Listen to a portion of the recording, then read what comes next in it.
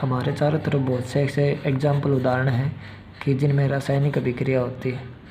ठीक है, जैसे कि हम डिटॉल, ठीक है, डिटॉल को पानी में डालते हैं तो डिटॉल का पानी में कलर चेंज हो जाता है। आपने देखा होगा कि वाइट हो जाता है। अगर नहीं देखा तो आप ट्राई करके देख सकते हैं कि जैसे डिटॉल को हम पानी में डालते हैं तो वो बोतल में और टाइप का होता है, और जैसे पानी में डालते हैं तो उसका कलर चेंज हो जाता है। तो ये भी एक रासायनिक अभिक्रिया के द्वारा ही होता है। रासायनिक अभिक्रिया ही कारण है। तो रासायनिक अभिक्रिया में हम आगे पढ़ेंगे तो क्या होता है, कैसे अभिक्रिया होती है, या कैसे हम इसको लिख सकते हैं। तो इस बारे में समझने से पहले हमें एक बात का ध्यान देना होगा कि वो बात क्या है कि रासायनिक अभिक्रिया में जब दो अभिकारक ठीक मिलते हैं तो एक उत्पाद बनाते हैं। ठीक, नया उत्पाद बोल देते हैं इसको, क्योंकि इनके दो मिलने से जो हमें पदार्थ प्राप्त होगा वो एक तरह का उत्पाद होगा, यानी एक नई चीज़ मिलेगी हमें, एक नए पदार्थ मिलेगा हमें। तो ये अभिकारक होते हैं, ये भी एक प्रकार के पदार्थ ही होते हैं। दो अलग अलग पदार्थ समान नहीं मिलेंगे कोई भी। ये पदार्थ ए है तो ये पदार्थ बी मिलेगा आपको, समान नहीं होंगे। तो हम बोल सकते हैं रासायनिक अभिक्रिया क्या होती है, जब दो अभिकारक आपस में मिलते हैं या अभिक्रिया करते हैं तो उत्पाद का निर्माण करते हैं। उत्पाद जो इनके दो मिलने से हमें जो प्राप्त होगा वो उत्पाद होगा। ठीक है, जैसे ए मिला, पदार्थ ए मिला और पदार्थ बी मिला तो हमें पदार्थ क्या मिला, ए बी।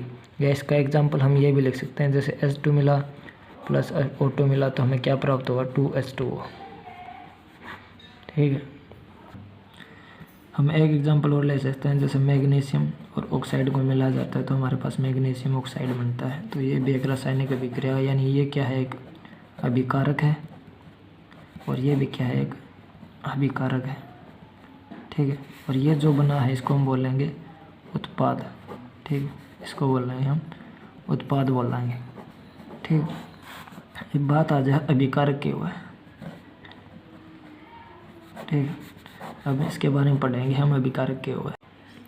तो हम इसके बारे में करेंगे अभिकारक क्या होते हैं। देखो, रासायनिक अभिक्रिया को समझने से पहले हमें अभिकारक को समझना होगा, लेकिन मैंने रासायनिक अभिक्रिया को था तो पहले बता दी थी। अब हम पढ़ेंगे अभिकारक क्या हुआ है।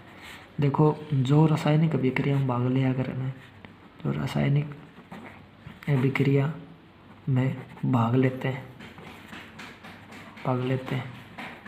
उन अभिकारक का आग्रह। लेकिन रासायनिक अभिक्रिया में कौन भाग ले हुआ, रासायनिक अभिक्रिया में तत्व या कोई भी पदार्थ जो रासायनिक अभिक्रिया भाग ले। जैसे मैंने बताया था पहले कि दो पदार्थ यानी पदार्थ ए और पदार्थ बी ये आपसी में रिएक्शन करेंगे या क्रिया करेंगे, अभिक्रिया करेंगे ना, तो एक नई चीज़ उत्पन्न होगी, और वो नई चीज़ उत्पन्न होगी उसने क्या बोला है, उत्पाद। यानी उरे जो चीज़ बनेगी वह क्या बनेगी, एक नई चीज़ बनेगी। जैसे मैंने बताया था MgO मैग्नीशियम और ऑक्सीजन, यो मैग्नीशियम, ठीक, और ये है ऑक्सीजन। ठीक, जब ये मिलेगा तो मैग्नीशियम ऑक्साइड बना देगा, यानी यह जो चीज़ बनी है अपने पास एक नई बनी है। ठीक, इन दोनों का मेल से तो नई बनी है, तो जो नई चीज़ उत्पन्न होगी उसने क्या बोला, उत्पाद बोला है। लेकिन मैं फिर तो बताऊँगा कि अभिकारक क्या हुआ है। अभिकारक वे पदार्थ होते हैं जो रासायनिक अभिक्रिया में भाग लेते हैं। रासायनिक अभिक्रिया में भाग लेते हैं, ठीक है, उनको बोलते हैं हम अभिकारक। ठीक, और हर एक रासायनिक अभिक्रिया में दो या दो से ज़्यादा हो सकते हैं अभिकारक,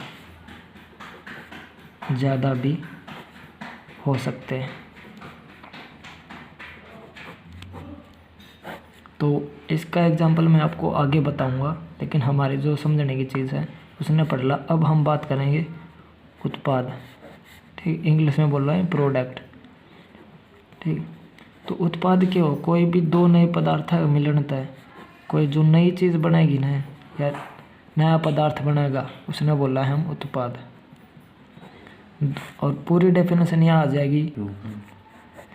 जब हम बोल रहे हैं प्रोडक्ट की परिभाषा बोल रहे हैं तो अभिकारक दो या दो से ज़्यादा अभिकारक जब मिलेंगे या उनके मिलने से जो नई चीज़ उत्पन्न होगी या जो नया पदार्थ बनेगा, जो नए या नया पदार्थ बनेगा उसको हम बोलेंगे उत्पाद। ठीक है मेरे भाई, एग्जाम्पल बहुत सारे हैं। कार्बन डाइऑक्साइड, कार्बन प्लस में O2 मिला दिया तो क्या बन गया कार्बन डाइऑक्साइड। कार्बन ऑक्सीजन मिलाने से हमें क्या प्राप्त हो गया, कार्बन डाइऑक्साइड प्राप्त होगी। तो कार्बन डाइऑक्साइड के हमारे पास एक उत्पाद है और ये रासायनिक अभिक्रिया में भाग ले होते हैं। क्या है, अभिकारक। ये क्या है, अभिकारक।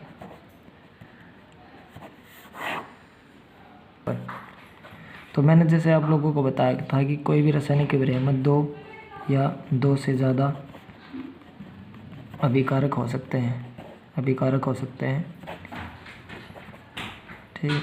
और हमेशा रिएक्शन दो या दो से ज़्यादा ही अभिकारक होने पर होंगी, एक अभिकारक से कभी भी रिएक्शन नहीं होगी। मान लो ऑक्सीजन है, ऑक्सीजन अपने हिसाब से ही करेगा तो ऑक्सीजन ही तो बनेगी।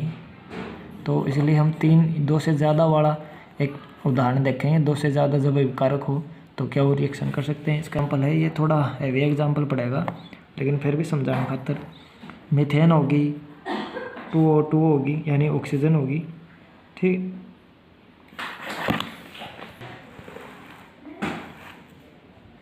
तो हम एग्जाम्पल लेंगे 3 C6H12 और O6।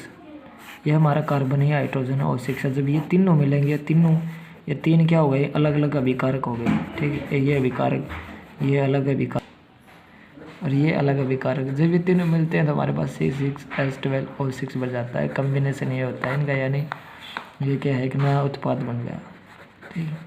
अब ये